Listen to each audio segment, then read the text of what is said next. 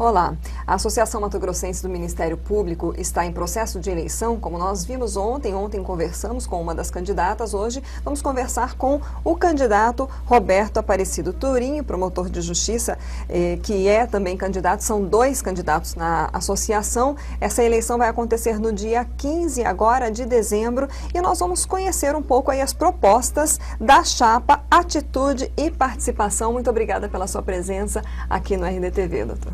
Obrigado a vocês do RDTV pelo espaço, né?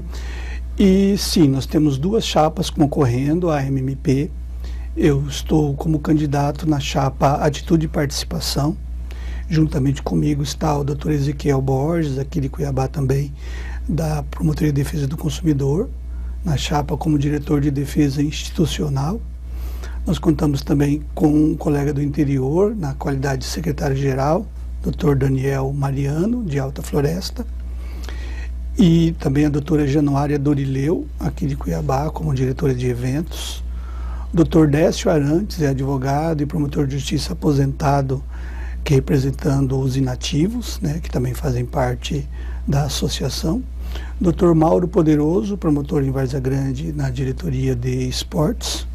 Dr. Ciger Tutia, que é procurador de justiça e é o vice-presidente da nossa chapa, né? Então, nós da chapa Atitude e Participação resolvemos nesse momento enfrentar mais esse desafio institucional, que é justamente um momento de dificuldades políticas, dificuldades institucionais, um momento talvez que eu vejo assim como um momento de ruptura no país, né, de uma cultura há muito tempo sedimentada com relação à corrupção e a outros desmandos públicos e privados também, porque envolve os dois lados. Um processo legislativo muito forte, muitas leis e discussões intensas ocorrendo no Congresso Nacional, algumas a nosso ver, sem legitimidade, algumas sem a devida prudência, sem o devido estudo, tudo isso envolvendo o Ministério Público, que está, vamos dizer assim, no olho desse furacão, né? Em muitas situações, como realmente um provocador dessas situações. Isso realmente é nosso papel, mas ao mesmo tempo preocupa com o futuro do Ministério Público, né? E as associações estaduais e a Associação Nacional, CONAMP, então tem um papel fundamental nesse momento, que é o papel da defesa institucional. Bom, antes de aprofundarmos ponto a ponto nessas questões polêmicas atuais, gostaria que o senhor contasse um pouquinho a sua história no Ministério Público. Nós sabemos que há muitos promotores também novos, né, entraram recentemente nos últimos concursos. E há quanto tempo que o senhor está no Ministério Público? Onde o senhor atua? Por onde o senhor já passou? Eu fico feliz com essa pergunta hoje, porque hoje completa exatamente 23 anos que eu ingressei no Ministério Público. Dia 13 de dezembro de 1993. Coincidência boa. Né? Então, assim, às vezes é difícil a gente reconhecer isso, né? Mas eu já tenho, às vezes a gente vai em reuniões assim, eles falam, os promotores mais antigos, aí você olha para trás, de repente percebe que estão falando com você. Porque já são 23 anos de Ministério Público. Eu tenho, na verdade, assim, uma paixão muito grande pelo Ministério Público, foi a profissão, a vida que eu escolhi. Eu me considero orgulhoso de ter participado da história desse Ministério Público aqui em Mato Grosso. Então, eu ingressei em 93, minhas primeiras comarcas foram Araputanga e Quatro Marcos, aqui na região oeste do estado. Depois eu fui promotor em Nova Chavantina e Água Boa, no Araguaia, então eu fui de um lado para o outro, né? Atravessei o estado, duas regiões muito diferentes. Depois eu fui promotor de justiça em Cáceres, novamente, e em Várzea Grande, e agora em Cuiabá. Eu já atuei na área criminal, no júri, e depois atuei no GAECO, fui um dos primeiros promotores do GAECO. Aqui nós trabalhamos muito na criação do grupo naquele momento, o projeto de lei que criava a instalação do grupo, as resistências que surgiram, as primeiras investigações. E depois, logo depois da Operação Arca de Noé, da qual eu participei também como um dos integrantes, eu fui para o núcleo do patrimônio público aqui em Cuiabá, onde eu já estou há 15 anos. E ali nós desenvolvemos esses trabalhos que hoje vem tendo algum resultado, né? Uma das grandes dificuldades dessa área no Ministério Público, do combate à corrupção, que é um tema, né, atual hoje, inclusive a nível de legislação, é a demora, né, na tramitação, a burocracia na tramitação dos processos, as dificuldades de investigação, as dificuldades processuais, que é uma grande batalha do Ministério Público para conseguir resultados úteis, concretos nessa briga. Então, eu sou um teimoso por natureza e estou, então, no patrimônio público há 15 anos. É a área que eu atuo ultimamente. Bom, então o senhor tem aí uma larga experiência, né, nesse trabalho de investigação, de combate à corrupção. Como é que o senhor analisa a situação hoje do Congresso Nacional de alterar consideravelmente, né, as propostas do Ministério Público Federal de combate à corrupção, que tiveram o apoio aí de mais de 2 milhões de cidadãos, e dentro dessas propostas a tentativa de inserir a lei da intimidação, que está sendo chamada, né, tentando enfraquecer o trabalho dos promotores, dos procuradores, da justiça em geral. Bom, essa sua pergunta, ela tem muitas faces, né? Muitas questões que devem ser pontuadas aí para a gente ter uma compreensão mais ampla do processo. Em primeiro lugar, eu digo que hoje, a meu ver, nós estamos vivendo um momento histórico e político mais delicado do país pós-ditadura, né? Eu acho que hoje a gente às vezes não percebe isso, mas nós estamos vivendo um momento crucial, eu acho que para o futuro do país. Primeiro, por quê? Porque por uma série de fatores, mudança de legislação, a lei da delação premiada, por exemplo, a legislação do crime organizado, as operações que foram vindo decorrentes dessa legislação, facilitadas por ela, a própria questão do impeachment, um certo amadurecimento político da sociedade, de haver uma cobrança maior, isso tudo levou a um momento que, a meu ver, é um divisor de águas. O país tem que escolher que tipo de futuro político nós queremos construir. A gente vai abafar esse clamor que teve até agora, dizer, olha, realmente uns caíram, outros não, e fica por isso mesmo, e o país volta àquela mesma cultura que sempre se levantou no país, né? A corrupção é natural, é normal, é assim mesmo, todo mundo é igual, o brasileiro, né, é pacato, não reage, aceita tudo, é o país do futuro que nunca chega. Do rouba mais faz. Do rouba mais faz e etc. Né? Isso chegou num patamar que a sociedade tem que dizer, olha, ou a gente aceita que é assim mesmo e vamos viver esse país, né, tropical, abençoado por Deus e que não sai do lugar, ou nós vamos mudar isso. Uma forma de mudança é assumir os próprios erros, né?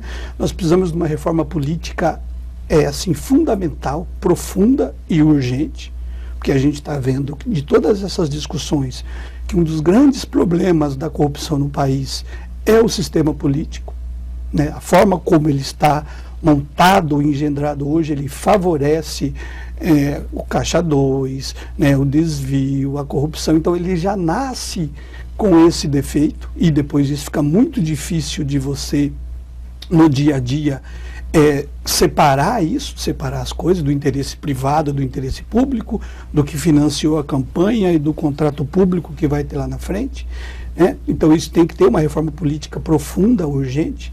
Por outro lado, o combate à corrupção hoje é um anseio da população em geral, todo mundo fala e comenta isso, então parece que chegou aquele limite que o brasileiro não está aceitando mais isso.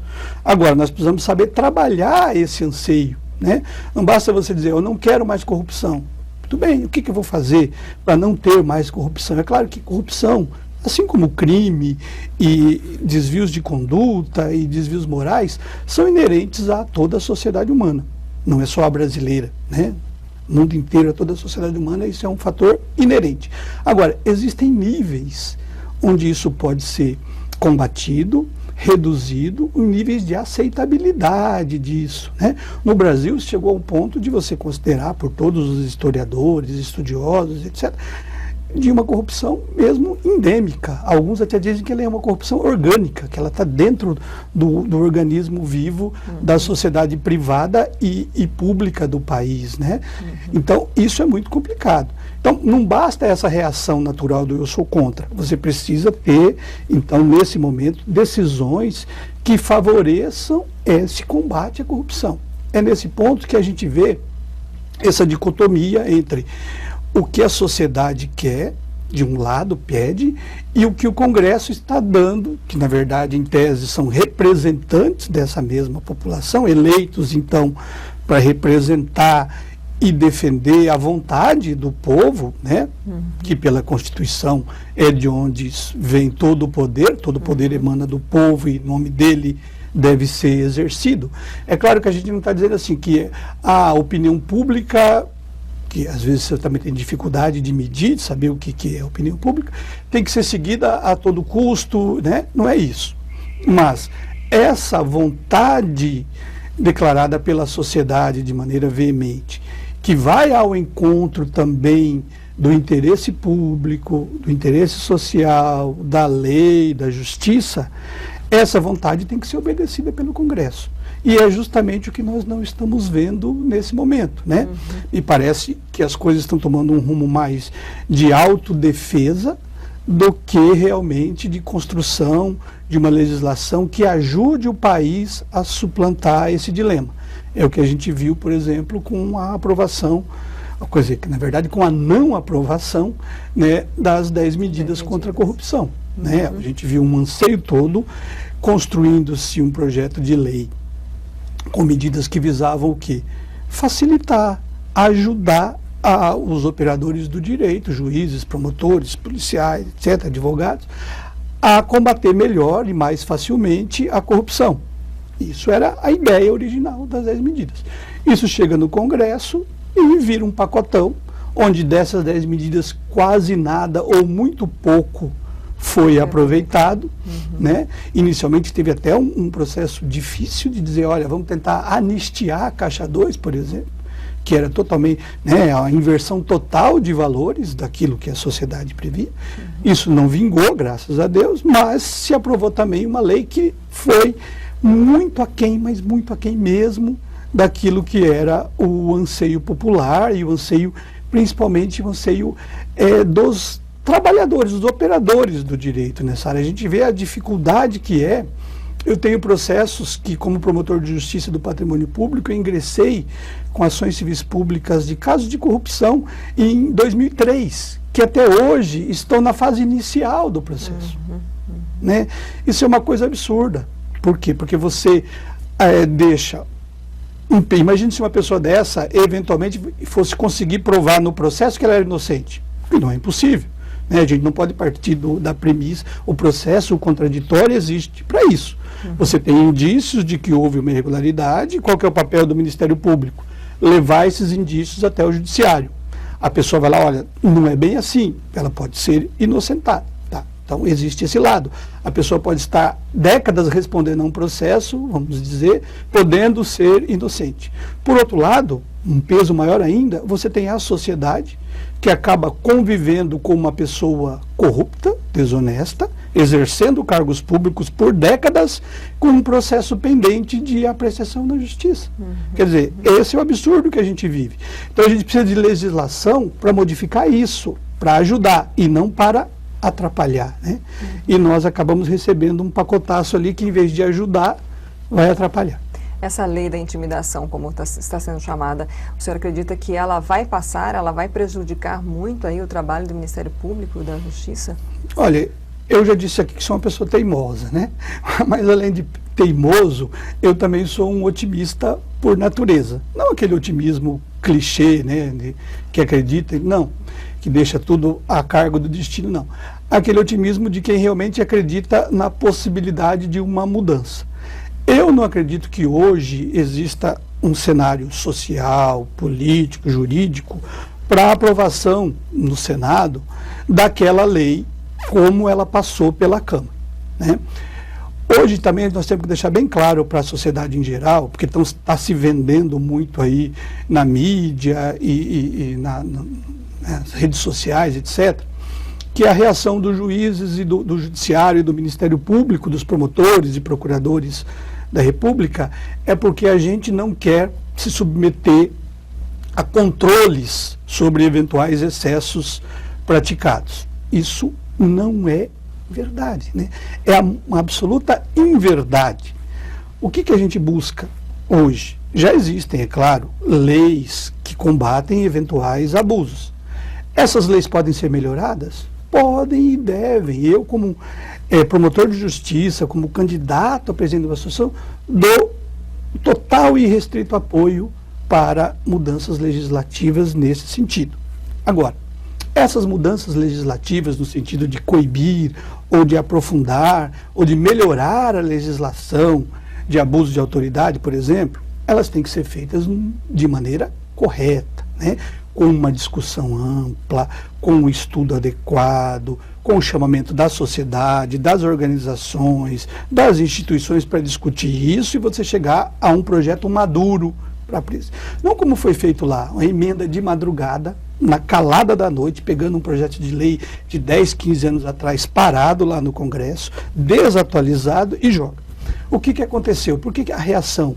Porque esse projeto, ele vem tornar crime, veja bem a diferença. Nós temos responsabilidades no âmbito civil, nós temos responsabilidade no âmbito administrativo, nós temos responsabilidade no âmbito penal, né? Para o direito como um todo, a responsabilidade penal é a mais grave de todas, né? É o que os doutrinadores costumam chamar de última ratio, quer dizer, quando nada mais deu certo, você apela para o direito penal, onde você tem a possibilidade de até privar uma pessoa da sua liberdade, né, do exercício pleno do seu direito de ir e vir e tal. Muito bem. A lei aprovada na Câmara, né, aprovou-se o seguinte, olha, uma conduta, por exemplo, e são tipos abertos, a gente tem uma grande dificuldade no direito penal de aceitar o que a gente chama de tipos penais abertos, aquilo que dá margem a uma grande possibilidade de interpretação. Então você diz assim, comportar-se de maneira indigna com o decoro do cargo. Bonito, moralmente bonito, e é devido, tem que ser um promotor que se comporte indignamente, ele deve ser sancionado, um juiz também, como também um deputado, etc. Ou mesmo um funcionário aqui do RD News, né? Mas, eventualmente, o que você vai considerar que é conduta incompatível com o decoro do cargo? É uma coisa bem aberta, né? Mas se um funcionário seu, por exemplo, vier trabalhar embriagado, é uma conduta incompatível com o cargo? O que você vai fazer com ele? Olha, aplicar uma advertência, uma suspensão, ou se for o caso, até demiti-lo. Beleza. Isso vale para qualquer outra... Para promotor e juiz, eles querem que isso seja considerado crime, que ele possa ser responsabilizado criminalmente, punido até com pena de reclusão. Por que isso não acontece para nenhuma outra carreira jurídica? Porque só com juízes e promotores. Veja bem que isso que eu dei o exemplo do embriagado, não é crime, né? Não é abuso de autoridade, é uma conduta indevida, né? Mas não configura. Mas colocaram dessa forma. Então, por que é chamada lei de intimidação? Porque para juízes e promotores, tem artigos ali que até o seu próprio exercício da sua função, você recebe lá uma denúncia contra alguém, cita 2, 3 testemunhas que cometeu tal crime, tem um documento, você analisa aquilo, tem um indício prévio de que aquele crime aconteceu. Qual que é a sua obrigação como promotor de justiça? Denunciar isso para a autoridade. Lá na frente, no decorrer do processo, com o devido contraditório, se comprova que aquelas testemunhas estavam mentindo, que não era bem aquilo, que aquele documento era falso. Muito bem, absolve-se o cidadão. É um risco do processo judicial, né, que se corre para você ter justiça. Mas lá, essa lei diz o seguinte, se o promotor fez isso, ele pode ser condenado por crime de abuso de autoridade. Mas qual é o abuso? O exercício da função passa a ser abuso. Então nós estamos tornando a profissão de promotor de justiça mais do que ela já é hoje, porque ela é uma profissão que exige intensa dedicação, que exige intenso estudo, que coloca você às vezes em situações de confronto, de risco, da própria segurança física, pessoal, emocional. Ela já é uma profissão que exige tudo isso. E você ainda coloca mais a possibilidade de você, pelo exercício da profissão, se tornar criminoso, né? Então, é uma inversão isso que ocorreu lá no Congresso. Por isso que a gente chama isso de lei de intimidação. né? O promotor de justiça pode se sentir tolhido. Você imagina isso para o futuro. Aquilo que a gente vinha falando, nós estamos num momento do país em que você precisa, mais do que nunca, fortalecer as instituições para mudar a realidade política, econômica, social desse país, principalmente no tocante ao combate à corrupção. Para isso, nós vamos precisar cada vez mais de instituições fortes, de um Ministério Público atuante, independente, né, técnico, não importa se é do partido A, B, C ou D. Né. Isso exige o quê? Que você selecione para a carreira do Ministério Público, e já é assim hoje, nós temos os concursos mais difíceis do país, você selecione pessoas altamente qualificadas. Para isso, você tem que dar para essas pessoas uma carreira atrativa. Ela tem que ser atrativa tanto no ponto da segurança econômica, como no ponto da segurança física e da segurança jurídica. Né? Senão, que tipo de pessoas você vai selecionar para essa carreira? Doutor, nós já estamos com 20 minutos de entrevista. Eu falo demais. Muito rápido. Mas, assim, para a gente encerrar, eu só queria que o senhor fizesse uma avaliação quanto à votação. Nós estamos aqui nesta terça-feira, essa entrevista vai ao ar hoje mesmo, né? Hoje, dia 13, vai ter aí a votação da PEC 55, do congelamento de gastos, e já se fala em congelamento também de gastos no Estado, né? Como, se o senhor for eleito como presidente da Associação do Ministério Público, de que forma o senhor pretende atuar nessa situação aí também de que se prevê 20 anos, né, com gastos só congelados no nível da inflação, enfim, de que forma o senhor pretende trabalhar isso, para a gente encerrar? Isso também é complexo, né? Controle de gastos públicos, o Estado gastar aquilo que ele arrecada, ninguém discorda disso. Né? Realmente você precisa ter um controle. No Brasil se gasta mais do que se arrecada, e isso gera dívida, e isso gera inflação, e isso é prejudicial para todo mundo. Então, ninguém é contrário ao Estado controlar os próprios gastos. Eu acho até que o Ministério Público, por exemplo, dá um exemplo disso. Né? Nós temos 2% de orçamento, e você acha que nunca ouviu dizer que nós extrapolamos em pessoal, em custeio, o nosso orçamento. Então, o Executivo, o Judiciário, o Legislativo devem. O que a gente não concorda é você dizer, olha, 20 anos, como é que você pode medir o crescimento que o país vai ter daqui 4, 5, 6 anos para você amarrar por 20 anos? A necessidade que o Judiciário pode ter dentro do seu orçamento, sem extrapolar, que o Ministério Público pode ter dentro do seu orçamento de melhorar promotorias de justiça, de ampliar os quadros, de melhorar os quadros de funcionários, vai ficar amarrado? Que você tem a possibilidade de você fazer isso. Por quê? Porque há uma PEC limitando. E também tem a discussão das questões dos gastos com saúde, que é muito preocupante. Né? Vai haver, sem sombra de dúvidas, a necessidade de uma adequação muito grande, e isso pode gerar uma perda da qualidade do atendimento. A educação, por exemplo, também fica amarrada nisso. Então, eu acho que são questões que devem ser discutidas com uma profundidade muito maior, né, do que só esse que nós estamos vendo. Sem essa pressa. Sem essa pressa, toque de caixa, final de ano, um Congresso que deveria estar respondendo, né, pelas acusações de corrupção que recebe, dando explicações para a sociedade sobre isso. É claro que essas discussões de teto de gastos, reforma da Previdência, lei de abuso de autoridade são importantes, Elas já estão lá no Congresso há 10, 15, 20 anos, né? E de repente, no momento em que você tem toda uma pressão para que se responda, que se esclareça como que são financiadas as campanhas, por que recebem dinheiro, qual é o envolvimento. Não, então você joga essas outras questões aí e às vezes aprova isso a toque de caixa, sem o estudo adequado, sem a fundamentação adequada. O papel das associações é acompanhar isso dia a dia, né? Fazer contato com os parlamentares, esclarecer a sociedade, fazer o que nós estamos fazendo aqui hoje, né? E levar realmente conhecimento do que o Ministério busca, do que o Ministério Público busca, o que ele quer, o que ele representa nesse momento crítico do nosso país. Ok, doutor, muito obrigada pela sua presença na RDTV. Acho que vamos ter que fazer outra para terminar. Né? Eu falei que 20 minutos era muito, né? Muito obrigada. Realmente foi rápido. Obrigado a vocês. Amém. Só um pouquinho. Nós conversamos então hoje com o candidato à presidência da Associação Mato Grossense do Ministério Público, Roberto Aparecido Turim, promotor de justiça em Cuiabá. Você pode então compartilhar também essa entrevista, só acessar o site RD News no RDTV ou o canal do RD News no YouTube. A eleição na associação vai ser nesta quinta-feira, dia 15 de dezembro. A maior parte já emitiu seu voto pelos correios, os inativos também votam, há alguns também que votarão pessoalmente, então fica aí essa informação para você, você pode compartilhar. A gente se vê na próxima.